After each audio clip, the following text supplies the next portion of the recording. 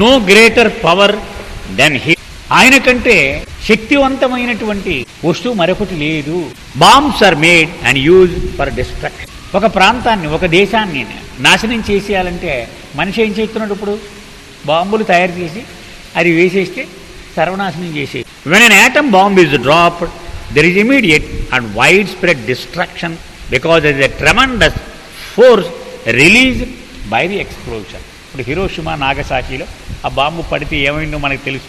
ఇప్పటికి కూడా 50 ఏళ్ళు 60 ఏళ్ళు దాటిపోయే కూడా గడ్డి కూడా మొలవట్లేదట కొన్ని ప్రాంతాలు. అంటే అంత సమూలమైనటువంటి నాశనాన్ని మనిషి సాధించగలిగాడు. అంచేత ఒక చోట బాంబు వదిలేస్తే అతి శక్తివంతమైనటువంటి ఆ తాకిడి అక్కడ విడుదలై నాశనం అంటే ఏమిటో సాక్ష్యంగా మనం చూడొచ్చు అనమాట. అంత నాశనం చేసి Meher Baba has declared that the breaking of his silence will be as forcible as thousands of atom bombs exploding simultaneous. Baba ఒక సందర్భంలో ఇలా చెప్పారు, నా మౌన విరమణ జరిగినప్పుడు వేలాది ఆటం బాంబులు ఒక్కసారిగా అవి పేలితే ఎంత శక్తి విడుదలవుతుందో అంత శక్తి విడుదలవుతుంది నా మౌనాన్ని నేను విరమించినప్పుడు. వైల్ ఈ silence is breaking this force will have such a powerful impact upon humanities consciousness that it will cause a tremendous destruction of 3/4 of the world's undesirable and unnatural samskara. ఎందుకంత శక్తి విడుదలవ్వడం? ప్రపంచములో మానవుడి చైతన్యములో పేరుకుపోయినటువంటి అసహజ సంస్కారములలో 4/3 ఆ తాకిడికి నాశనం అయి తీరుతాయట. అందుచేత అంత శక్తి అవసరము. This sanskaric destruction will be both physical and mental. ఇది మానసికమైనటువంటి తాకిడి ఉంటుంది, భౌతికమైనటువంటి తాకిడి కూడా ఉంటుంది. This destruction will not be for the purpose of destroying the world but for the reconstruction of mankind's consciousness. అంటే మనం వేసి బాంబులు హిరోషిమా నాగసాకి మీద వేసి నాశనం చేసేసినట్టుగా దానికోసం కాదు. ఇది వినాశనం కోసం ఎప్పుడు అవతార పురుషుడు చేయడు, కానీ పునర్నిర్మాణం చేయడానికి ఇది అవసరం. అందుకని చేస్తాడు. ఇప్పుడు రాముడు ఎందుకు యుద్ధం చేశాడు? కృష్ణుడు ఎందుకు యుద్ధం చేశాడు? వాళ్ళందరినీ చంపేయడానిక కాదు కదా. భారత యుద్ధం ఎందుకు చేశాడు? చెడును చంపడానికి చేశాడు, మంచిని తిరిగి పునర్నిర్మాణం చేయడానికి. A new humanity will emerge from the ashes of this sanskaric destruction and a new world will be recreated out of the subsequent spiritual upheaval. ఈ సంస్కారములు నాశనమైనటువంటి బూడిదలో నుంచి నవ మానవాళి అది పుట్టుకొస్తుంది. తాజాగా పరిమళము వ్యాపిస్తూ ఉంటుంది. ఆధ్యాత్మిక పునరుజ్జీవనము జరుగుతుంది దాని ద్వారా.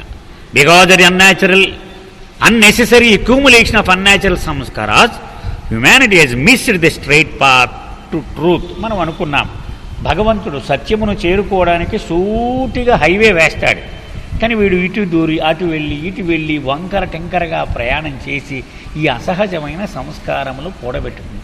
వీటి వల్ల దారి తప్పిపోయాడు వాడు. The Avatar has work and suffer to bring humanity back on to the straight path.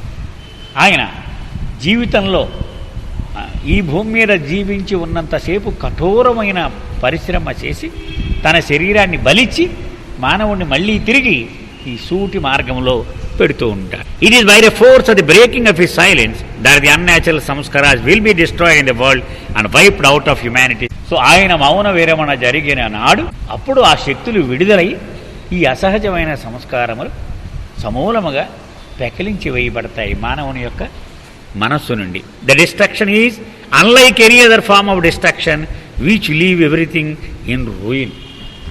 ఇదివరకు మనం ఎప్పుడూ కనీ విని ఎరుగనటువంటి వినాశనము జరుగుతుందట, అనూహ్యమైనటువంటి జరుగుతుంది. It will prove to be construct. అది నాశనం కాదు, పునర్నిర్మాణమే దానివల్ల జరిగేది.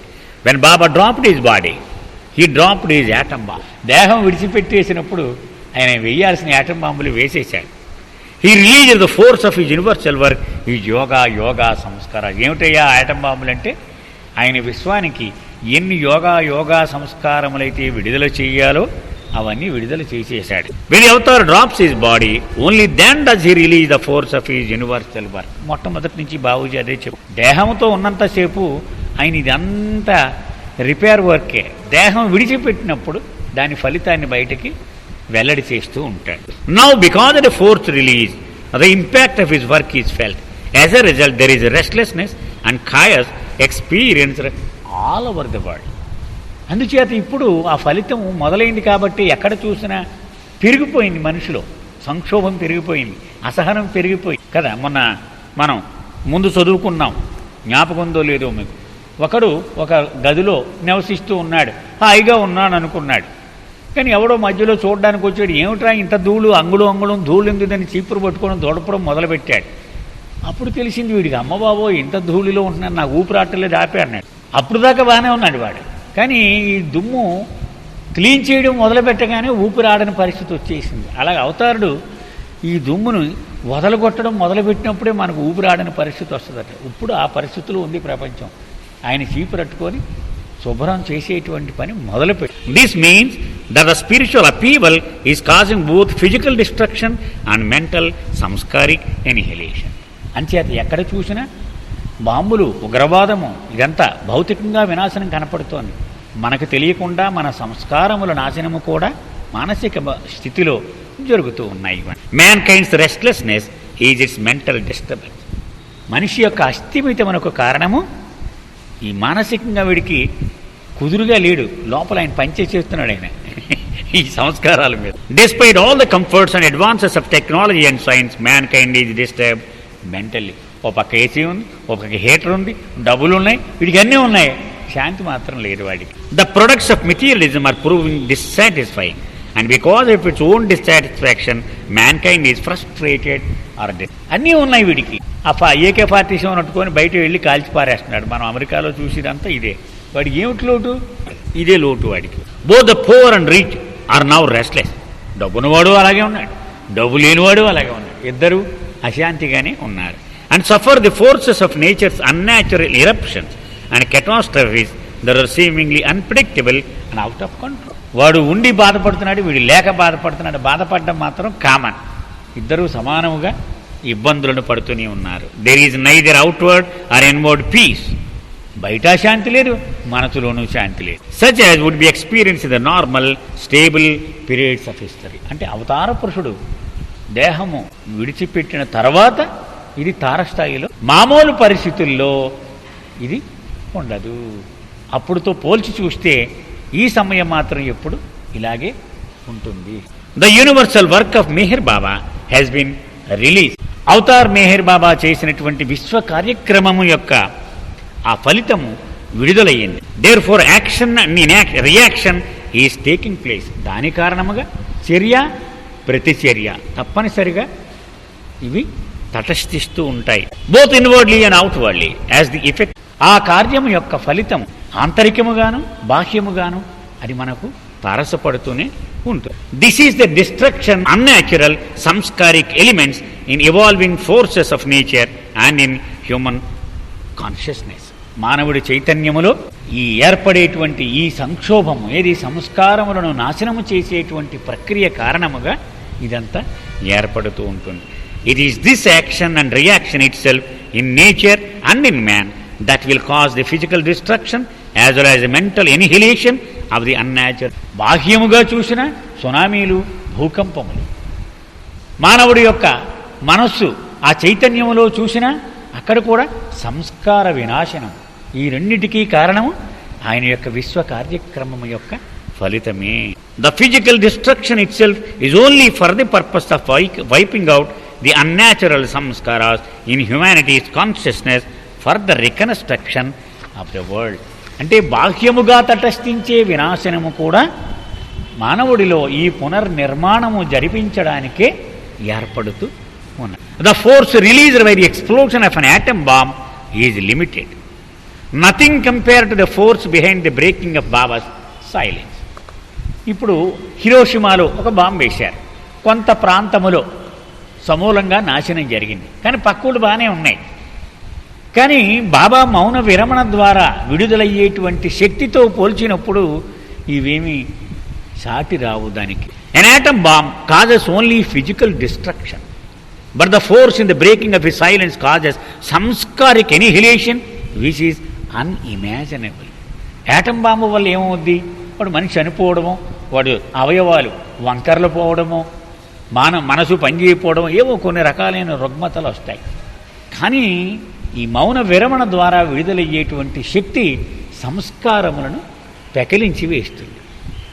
An atomic bomb explodes in a few seconds and the effects of its destructive force last for a limited time. Atom bomb ఒక 2 సెకండ్లో 3 సెకండ్లో పేలిపోతుంది, 5 నిమిషాల్లో షెటిల్ అయిపోతుంది అంతా. But imagine a force that takes 1 year to. కానీ ఒక్కసారి ఊహించండి, అదే ఆటం బాంబు 1 ఏడాది పాటు అలా పేలుతూనే ఉందనుకో రోజు. Or goes on exploding for 100 years, లేదా 100 ఏళ్ల పాటు అలా పేలుతూనే ఉంటుంది. ఊహించి ఒక్కసారి. It's impact remains for centuries. దాని ప్రభావము 100 ఏళ్ల పాటు కొనసాగి తీరుతుంది. This is the force behind the breaking of his silence and it is his manifestation to the world. అది ఆయన మౌన విరమణము జరిగిన తర్వాత ఆయన అవతార ఆవిష్కారం అంటే అది. అంత శక్తి విడుదల అవుతుంది. The apparent silence of Meher Baba was for the purpose of releasing his universal work, his word which he has done through the dropping of his body. అసలు మౌనాన్ని ఎందుకు ఆయన చేపట్టాడు అంటే బాబా చెప్పారు, ఒక బాణం చాలా దూరం వెళ్ళేలాగా వెయ్యాలి అనుకోండి, దాన్ని ఎంత వెనక్కి, ఆ తాడు ఎంత వెనక్కి లాగి పెడితే, ఎంతసేపు లాగి పెడితే అంత దూరం ఈ బాణం వెళ్ళి. అందుచేత ఆయన మాట్లాడకుండా తన మాటను తనలోనే బంధించుకొని 44.5 ఏళ్ల తర్వాత ఆ మాటను బయటకు వదిలేడు అనుకోండి, ఎంత శక్తివంతముగా అది విడుదలవుతుంది. తన దేహము వదిలిపెట్టడము ద్వారా ఆ మాటను విశ్వానికి విడుదల చేశాడు బాబా అని బాబూజీ చెప్తూ ఉన్నారు. The result of his work is his benefit. ఆయన దేహములో ఉన్నంతకాలము 74.5 ఏళ్ల పాటు ఆయన చేసిన విశ్వ కార్యక్రమం యొక్క ప్రయోజనం ఏమిటి? ప్రపంచమంతా ఆయనను అవతార పురుషునిగా గుర్తించి ఆయన అవతార వైభవం, అవతార ఆవిష్కారం సంపూర్ణముగా జరుగు. And during his manifestation there will occur the sanskaric destruction of the unnatural elements throughout the universe and in the world. అసహజమైన ధోరణులు సమూలంగా పెకలించి వేయబడతాయి. అంటే బయట బాహ్యంగా కానీ మన మనసులో పేరుకుపోయిన సంస్కారములు కానీ ఇవి పోతాయి. So when the universal work was released by the dropping of his body, Meher Baba's apparent silent was broken. అందుచేత ఆయన భౌతిక దేహమును విసర్జించగానే ఆయన తన మౌనమును విరమించినట్టే లెక్క. ఇది భావు కల్చరీ గారు ఆయన చెబుతూ ఉన్నటువంటి మాటలు. However the breaking of the silence will be experienced by mankind as the unnatural sanskaras are gradually wiped out from the world. ఆ మౌనమును మానవాళి ఆయన మౌనాన్ని విరమించేశాడు సుమా అని గుర్తించడానికి వాడిలో ఉన్న అసహజ ధోరణులు పోతూ ఉన్నప్పుడు వాడు గుర్తించగలుగుతాడు. అంటే నాలో ఉన్న ఆ అసహజ సంస్కారం పోయి అనుకోండి, నేను గుర్తించగలుగుతాను ఆయన మౌనం బ్రేక్ చేసాడు నాకు. Mankind will witness this as the Avatar manifestation. ఆయన అవతార ఆవిష్కారం, ప్రకటీకరణం పూర్తయినప్పుడు ప్రతి మానవుడు దీనిని గుర్తించగలుగుతాడు. The unnatural or unnecessary or undesirable sanskaric elements in human consciousness are the major abstractions to the path to God.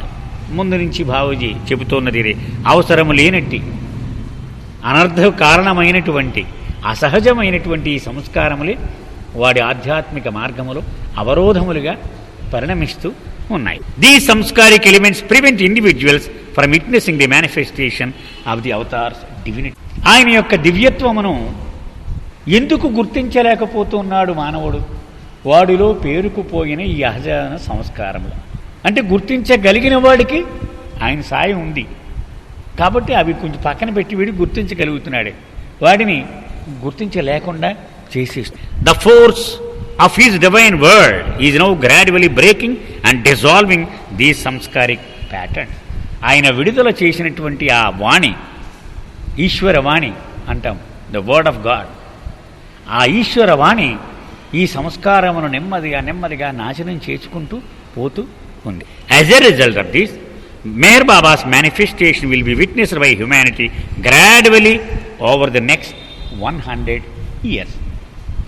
కాబట్టి 100 ఏళ్ళు, ఎప్పుడు ఆయన దేహం విడిచిపెట్టిన 100 ఏళ్ళ వరకు ఈ పని జరుగుతూ ఉంటుంది. అప్పటికి ప్రపంచం అంతా గుర్తించగలుగుతుంది. ఒక సందర్భంలో బాబూజీ ఎరిచ్ కూడా చెప్పారు, మౌన విరమణ అనేది వ్యక్తికి భిన్నముగా, అంటే మీకు జరిగిపోయి ఉండొచ్చు, మీకు ఆయన మౌన విరమణ, మీ ఇంకొకరికి జరక్కపోయి ఉండదు. ఎవడి చైతన్యంలో పేరుకుపోయిన అసహజమైన సంస్కారములు నాశనము చెయ్యబడితే వాడికల్లా ఆయన మౌన విరమణ జరిగిపోయినట్టుగా వాడికి గుర్తిస్తాడు. ఇంకొకరికి ఇంకా అవ్వకపోవచ్చు, అది వ్యక్తిగతం, ఎవడికి వాడికే. అంటే ఆయన దేహము విడిచిపెట్టినప్పుడు ఆ మాటను మాత్రం రిలీజ్ చేశాడు, అది వీడికి చేరడం మాత్రం అది సమయం పడు. During this avataric advent Meher Baba observed silence in order to wipe out mankind's unnatural samskaras. He did his universal work in silence.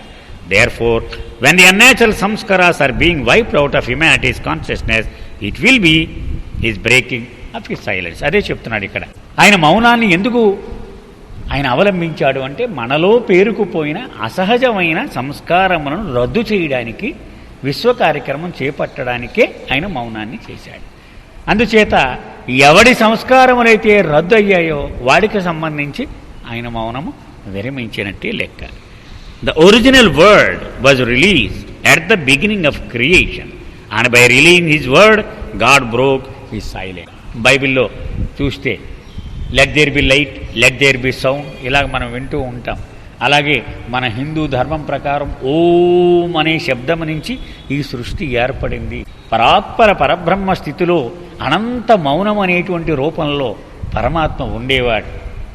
కానీ నేనెవరిని అనే ఆ తొలి మాట మాట్లాడి ఆ అనంత నిశ్శబ్దమును భంగపరిచాడు భగవంతుడు. అప్పుడు ఈ సృష్టి ఏర్పడింది. This word is to be heard and for this purpose all of creation has come in to existence. ఆ భగవంతుడు మాట్లాడిన తొలి మాట కారణముగా ఈ విశ్వం మొత్తం ఆవిర్భవించినది. It is because of the force of the unnatural samskaras that the force of the word in every man cannot be actualized in a natural way. అది దానికి స్పందించి ఏమనాలి? ఈ సృష్టి అంతా నేను భగవంతుడను అనాలి. కానీ ఈ అసహజమైన ధోరణి వలన అది అలా అనలేని పరిస్థితిలో చేరిపోయింది. God takes human form as the avatar for the sake of his universal work to annihilate unnatural samskaras in order that his original word can be heard. ఆయన ఆది నాదం ఏదైతే ఉందో అది వినేలాగూ చేయడానికి, అసహజమైన సంస్కారములను రద్దు చేయడానికే ఆయన మానవ దేహముతో అవతార పురుషునిగా వచ్చాడు. In this is the avatar had to work in silence because the unnatural force of the sanskaras had become an overwhelmingly love.